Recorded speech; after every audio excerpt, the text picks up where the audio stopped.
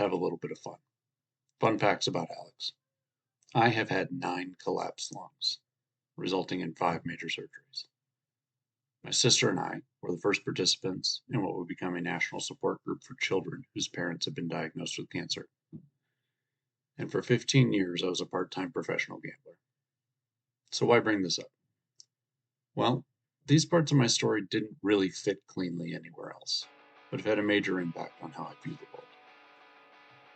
Welcome to the Altered Call podcast. My name is Alex Pillischafske. I want to thank you for joining me on these introductory episodes. I hope that you enjoyed this overview of the material coming soon. So my first collapse happened junior year of high school, and the remaining 8 happened over the next 3 years. So during that time, I was in almost a constant state of recovery, in and out of the hospital, getting surgeries all the time, getting x-rays all the time. I'd just walk into the emergency room and be like, hey, just thought I'd let you know, my lungs collapsing. We should probably get this situation figured out. I'm not too worried about it yet, but it's moving in the wrong direction. I'm told that the problem is that I grew too fast, which makes sense because I grew 6 inches over one summer.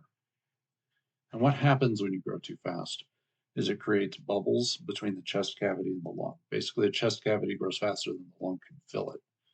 And eventually those air pockets expand and lead to a collapse in the lung. Now, I was told each and every time that having more than 1 or 2 collapses was extremely rare, and that each collapse would be my last. So my spiritual conversion happened between surgeries 3 and 4.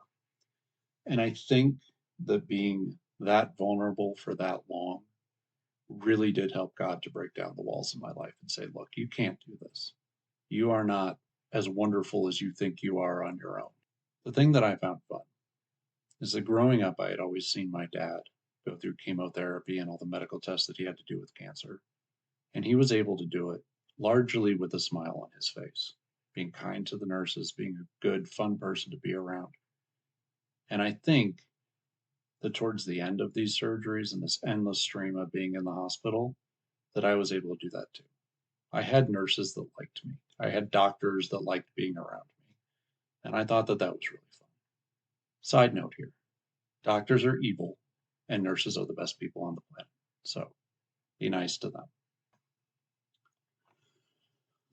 Moving on, my sister and I were the founding participants in what at the time was a group called Komen Kids. This is a group that offered support for children whose parents had been diagnosed with cancer. We were literally the first 2 kids, the only 2 kids at the time. Given our age and the time that we spent with the group, we grew accustomed to comforting and supporting younger kids that were in the midst of trauma. This eventually led to an offshoot for children whose parents had died from cancer that we were also involved in the initial launch of.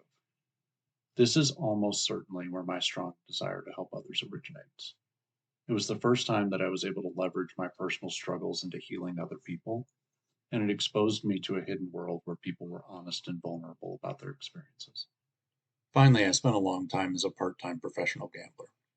This is important because we're going to discuss risk a lot in this podcast, and I think I have a fairly unique view of it.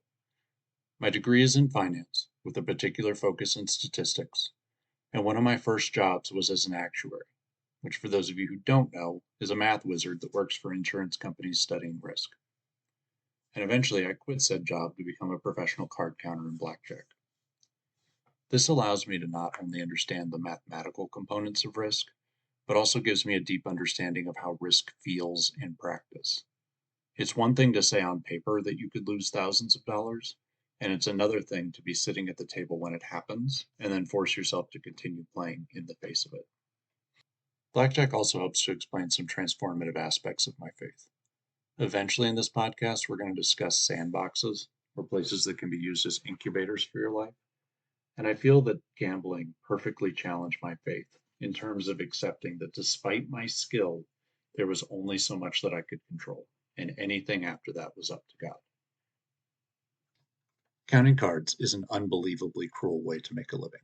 It is nothing like the movies. You will go through massive swings, both up and down, all the while being mistreated by casino staff or getting kicked out for doing nothing wrong.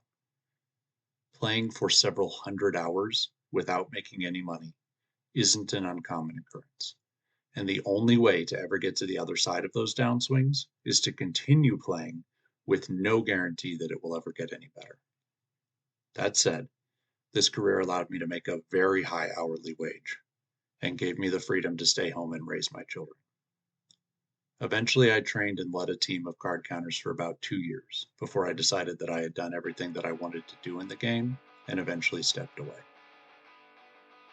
Thank you so much for listening to this episode of the Altered Call podcast. I would love to hear from you.